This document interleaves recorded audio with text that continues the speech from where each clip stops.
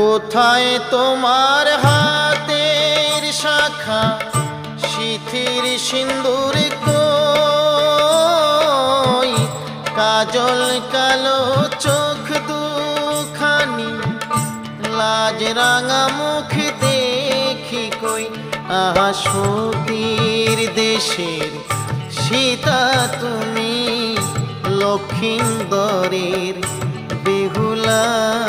সতীর দেশের সীতা তুমি, লক্ষিন্দরের বেহুলা। সে কথা কি মনে পড়ে না, সে কথা কি মনে পড়ে না। বেহুলা বাংলা